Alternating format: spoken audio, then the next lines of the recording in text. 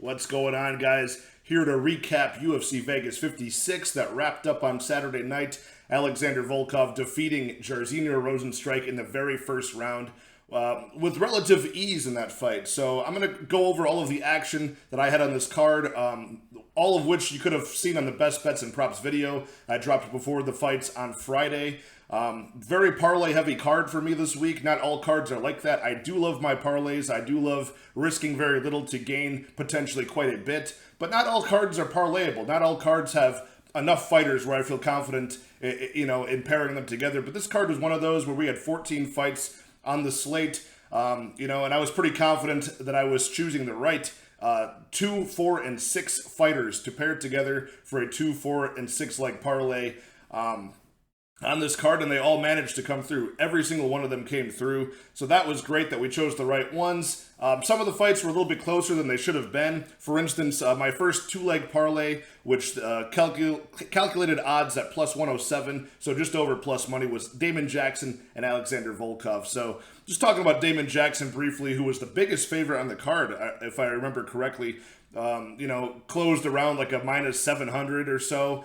Pretty ridiculous, but all of the odds were stacked against the newcomer, Daniel Argueta, who's coming from LFA. He had just fought like 4 weeks ago. Younger guy, coming up a weight class, relatively inexperienced. And Damon Jackson's been looking great recently, so he was priced pretty high, and all of those factors contributed to that inflated price tag. But I believed in it. He was my most confident fighter of the week. Alexander Volkov was second. But Damon Jackson made it a very close fight after round 1. He won round 1, but could not sink in the submission that I thought he was going to be able to sink in pretty early. And seemed to gas himself out quite a bit. He really had to dig deep and use his veteran savvy and heart to pull through in rounds 2 and 3 to win the fight. And he did just that, but certainly did not look like a minus 700. And I think when I got it, it was like minus 360 or so. Maybe even closer to the minus, 400 or 500 range when I made the parlay bet. But either way, he got the victory, so that's all good. Moving towards the main event, Alexander Volkov in round 1. I saw the most energy and most enthusiasm out of Jairzinho Rozenstruik I'd seen in a long time, maybe ever, as he stood toe-to-toe and exchanged heavy blows with Volkov in the center of the octagon. But Volkov got the better of it. Herb Dean was reffing the fight. As soon as Volkov landed clean on the chin of Rozenstruik, knocked his mouthpiece out, and Rozenstruik made the mistake of cowering in on one knee with his hands over his head, not answering strikes for a split second. And that's all it takes for Herb Dean to ruin your fun in the main event. No matter if you're a top 10 heavyweight, no matter if you're one of the baddest in the planet like Jairzinho Rozenstruik is, as durable as he is, with Herb Dean reffing, you don't get a second chance. If you look like you're cowering for 1 second and Herb Dean potentially has money on Volkov, he'll stop the fight. So I'm not complaining. I cashed the bet, won a lot of money off of it, but still, as a fan, I would like to see that, especially for these top-tier, top athletes in the heavyweight division. I'd like to see that fight go a little bit longer and give the guy a chance. We've seen pretty crazy heavyweight comebacks if the ref, if like Dan Miragliotta is reffing and just lets the guy kind of fight it out like a warrior. We've seen some fights, reverse, and the fighter who's at first covering up, not defending, they come back and get the victory. I've seen that many, many times in all weight classes, but regardless, Herb Dean stops the fight very early. Round 1 stoppage made it look extremely easy. I also gave out on the Best Bets video, I gave out the prop that was my insurance policy in case Rozenstruik won that exchange. I gave the under 4.5 at minus 120 for that fight, which is that was like free money for a heavyweight 5-round fight with these two. And that was minus 120. I had 2 units on that, so I basically won, I think, like minus... I won like 1.6 unit in return for that, for a 2-unit bet. So got that insurance policy bet came through. The Volkov, Damon Jackson, plus 107 odds. I had 5 units on, so returning about just a little over 5 units in return for that 2-leg parlay. Now the 4-leg parlay, I put 2 units on at plus 250 odds. So I won another 5 units on this 4-fight parlay, which is Volkov, Damon Jackson, Alonzo Menafield, and Aaron Blanchfield. Now, once again, it was kind of like the first 2 parlays, right? It was where, Menafield made it look very, very easy, kind of like Volkov did. Menafield just got a crucifix on the fraudulent Askar Moskarov. and ended the fight in round one. Now, Blanchfield was a little bit more stressful to watch because in round one, she was trying to get takedowns, which she desperately needed to be as big of a favorite as she was, and she could not get them. Eventually had to go, she didn't get beat up too badly or anything in round one, but it looked like this might be a closer fight than we had bargained for, you know, with such a big price tag on Erin Blanchfield. But she ended up cleaning up her act and, getting the finish, in the following round. So that was nice to see.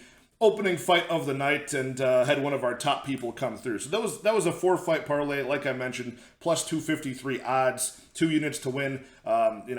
Just over 5 units once again. So now we're rocking. In total between that and the prop with Volkov going under, we're looking at just over 11 units in profit. So then we move on to the 6-leg parlay. The next two 5th and 6th confident fighters, Movsar Evloev and Ode Osborne. Another pair of fights where one fighter made it very, very easy. Ode Osborne, 1 minute knockout, clean over.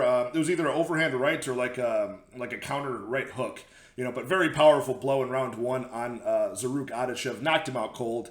Made it look very, very easy. And then Movsar Evloev, another big favorite on the card against Dan Ige.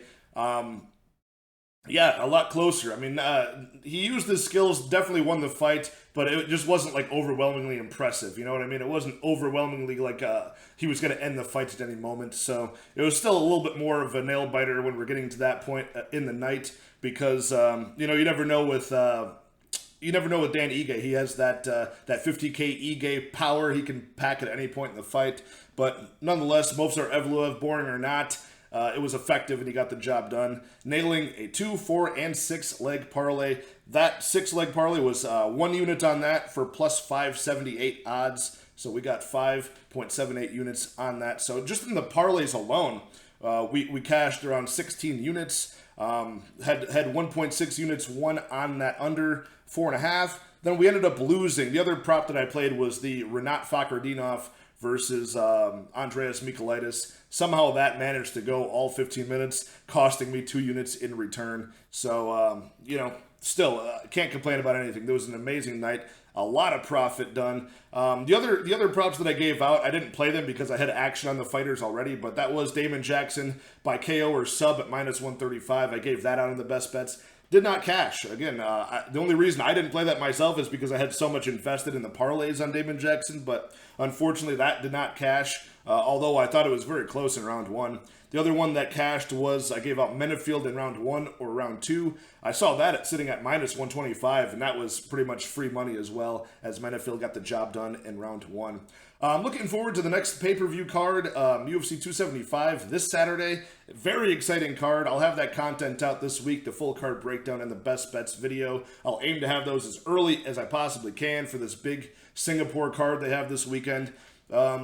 Just based on my research so far, it looks like another parlay-heavy card, in my opinion. There's a lot of chalky favorites, but a lot of trustworthy favorites as well. But then there's just like this past card, there's a lot of sketchy fights that we might want to just avoid parlaying altogether. But I'll catch you guys next time. Let me know in the comments what your results were for UFC Vegas 56, what your early leans are for UFC 275 this weekend.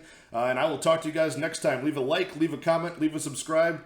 And let's keep this channel growing. We've had a lot of good growth so far. In fact, the last week's full card breakdown was the most popular yet. So I'm glad I was able to deliver with some good reads and going, I think, 10 picks out of 14 correct. So that was a pretty good result for us. So thanks for watching, you guys. I will see you next time.